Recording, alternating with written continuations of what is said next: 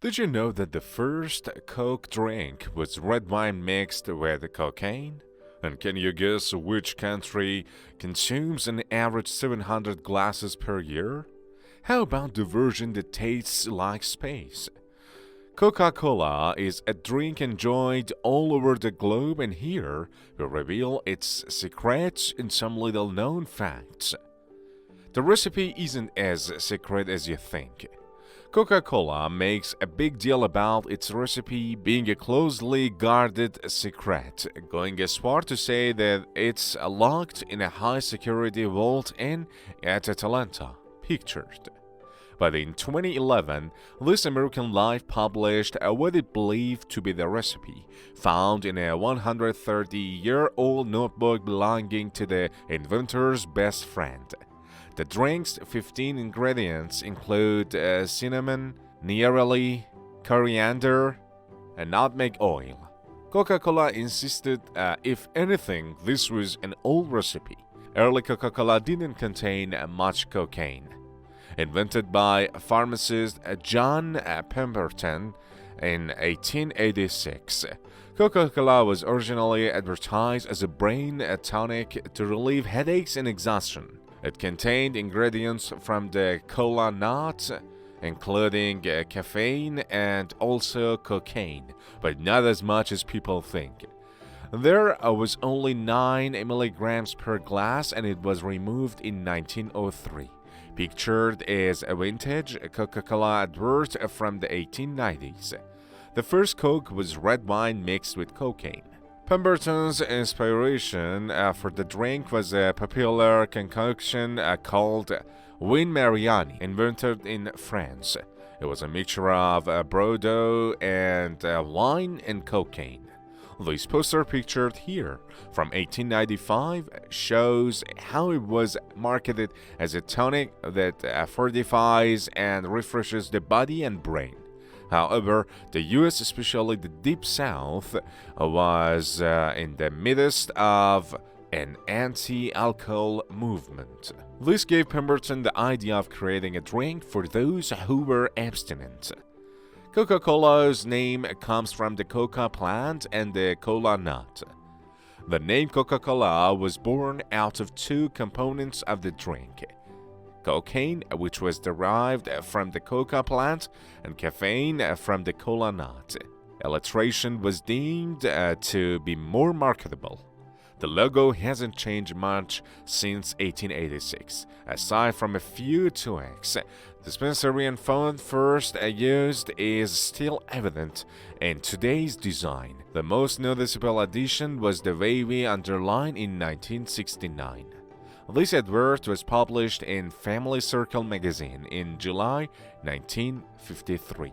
Coca-Cola success is down to Asa Grease Candler. Despite being invented by John Pemberton, it was actually a businessman called Asa Grease Candler, pictured, who brought Coca-Cola to the masses. Having bought Coca-Cola from Pemberton in 1888 for $550 or 421 euros, he marketed it aggressively, making millions in return. Coca-Cola was once given out for free. One of John Pemberton's earliest marketing efforts was to give the coupons for free samples of Coca-Cola to the Atlantic elite. When Candler took over, sampling was taken up a notch, and by the 1890s, Coca-Cola was handing out complimentary tickets, pictured, to redeem at soda fountains. Between 1886 and 1913, 1 in 9 Americans received a free sample of Coca-Cola. Originally, Coca-Cola was only sold on tap. When the famous Coca-Cola bottle was first introduced, it was a landmark moment for the brand because it was originally only available from soda fountains. The place pictured in Jacob's Pharmacy in Atlanta, where Coca-Cola was first sold. In 1899, 3 businessmen, Benjamin Thomas, Joseph Whitehead, and John Lupton, bought the rights to bottle Coca-Cola for just $1 Bottles were shaped like coca beans. In 1915, owner Candler set up a competition to create a bottle design that would distinguish Coca-Cola from its competitors. The winner was Root Glass Company based in Terre Haute, Indiana. The bottle's bulbous design was modeled on a coca bean, an ingredient incorrectly believed to be in Coca-Cola. This image shows how the bottle's design has changed from 1899 to 2007. There is an optimum temperature to serve Coca-Cola. A part of its marketing strategy to make Coca-Cola seem better than its competitors. The company declared that there was a perfect temperature at which the drink should be served, between 1 degrees Celsius and 3.3 degrees Celsius, 34 degrees Fahrenheit, till 38 degrees Fahrenheit. In 1919, it even sent salesmen to new retailers to enforce these standards. Coca-Cola might have invented multi-packs. Not only was Coca-Cola one of the first brands to devise a modern way of bottling its product, it was also an early adopter of multi-packs. Noticing a trend in shoppers buying more than one bottle at a time, in 1923 it introduced 6-packs so consumers could carry multiple glass bottles home without them smashing. This advert was published in the Ladies' Home Journal in 1948. Coca-Cola's adverts from 90 years ago are still remembered. With Coca-Cola available nationwide, prohibition keeping bars closed, it rapidly became an American staple. Advertising only boosted its popularity. The first popular slogan, demonstrated here in a 1936 Christmas advert, was the pause that refreshes, coined by Adman Archie Lee in 1929. The pause is still synonymous with Coca-Cola today. Coca-Cola was the first Olympic sponsor. Never one to miss an advertising opportunity, Coca-Cola was the first ever Olympic sponsor, beginning its sponsorship at the Summer Games hosted in Amsterdam in 1928. Pictured is a Coca-Cola stall at Wembley Stadium, London, during the Olympic Games in August 1948. Coca-Cola didn't completely invent Santa Claus. It is a common myth. Coca-Cola invented the image of Santa Claus as we know it today. Santa had been portrayed as a man dressed in red as early as 1870. However, Christmas adverts such as this famous 1931 one by artist Haddon Sundblom did improve his friendly and rosy-cheeked image. Troops were sent Coca-Cola as a matter of great importance. During the Second World War, one of the Coca-Cola leaders, Robert Woodruff, declared servicemen and women should be able to get a bottle of Coca-Cola for 5 cents wherever they were in the world, no matter what it cost the company. More than 5 billion bottles of Coke were distributed to U.S. troops. Portable soda fountains were even flown into remote areas in the South Pacific. Coca-Cola helped McDonald's grow.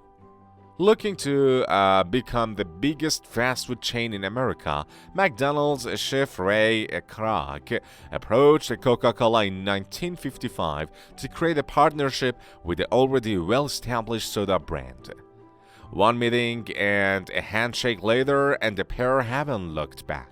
In the early days, McDonald's used Coca-Cola's offices to get up and running, and McDonald's is now Coca-Cola's biggest customer. Coca-Cola was among the first brands to vary bottle size. Although Pepsi was nowhere near as popular, it was growing, and in the 1950s, Coca-Cola decided to diversify to remain relevant. In 1955, it adopted king-size and family-size bottles alongside the original 185 milliliter drink. It was a scary idea for the business at the time, with one Coca-Cola executive saying bringing out another bottle was like being unfaithful to your wine. Tab still exists and has a cult following. Tab, with its shiny pink cans and adverts with a bikini-clad Elle Macpherson, came out in 1963 and was Coca-Cola's first diet soda. While Diet Coke was brought out in 1982 and has gone on to be wildly successful, Tab still has a cult following, even though it is harder to find in stores. Apparently, Tab's taste is more enjoyable because it isn't trying to mimic sugar. Coca-Cola once tried to replace coffee. Fancy Coca-Cola in the morning? In the 1980s, the brand tried to convince people they did.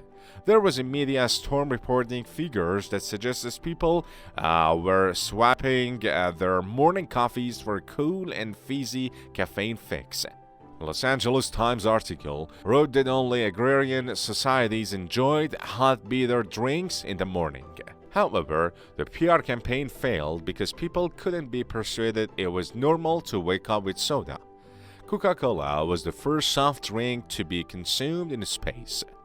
The 1980s was a particularly exciting time for the brand, with Coca-Cola becoming the first soft drink to be consumed in space.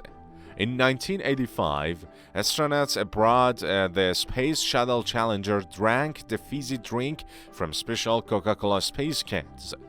The world's Coca-Cola consumption reaches the moon and back. Coca-Cola is the most widely consumed fizzy drink, so it may not come as a surprise that if you gathered all the Coke bottles ever consumed, it would require an awful lot of space. In fact, if you bottled every drop of Coca-Cola ever produced in 227 milliliter bottles and laid them end to end, they would reach to the moon and back more than 2,000 times. It would take you 11 years to try every product. The Coca-Cola Company doesn't only sell Coke, it has around 4,000 different drinks across 500 brands. In fact, Coca-Cola makes so many products. If you tried one product from its portfolio every day, it would take you just under 11 years to try them all. Coca-Cola is a universal language. Coca-Cola claims that its name is the second most understood term in the world, with more than 94% of people recognizing it. The top term is OK. Equally impressive, the red and white logo is reportedly recognized by more than 90% of the world's population. The average person drinks a Coca-Cola product every 4 days. It isn't hard to see why Coca-Cola is so well recognized. It's estimated that the average person around the world drinks a Coca-Cola product, whether that's Coke, Sprite, or Fanta, every 4 days. We truly are a globe of soda addicts. Coca-Cola is massive in Mexico. Coca-Cola's largest fan base is in Mexico, where the average person drinks more than 700 servings per year. That's nearly double what Americans drink. Its popularity began around the same time that Coca-Cola sponsored the Mexico City Olympics and a World Cup in the early 1970s. There is a flavor that tastes like space. Having conquered the world, Coca-Cola has got its sights set on other galaxies next, sort of. The drinks company is launching space-inspired Coca-Cola Starlight, which it says combines great Coca-Cola taste with a dash of the unexpected, including a reddish hue. Its taste includes additional notes reminiscent of stargazing around a campfire, as well as a cooling sensation that evokes the feeling of a cold journey to space. It will be available for a limited time only across North America and in select countries globally.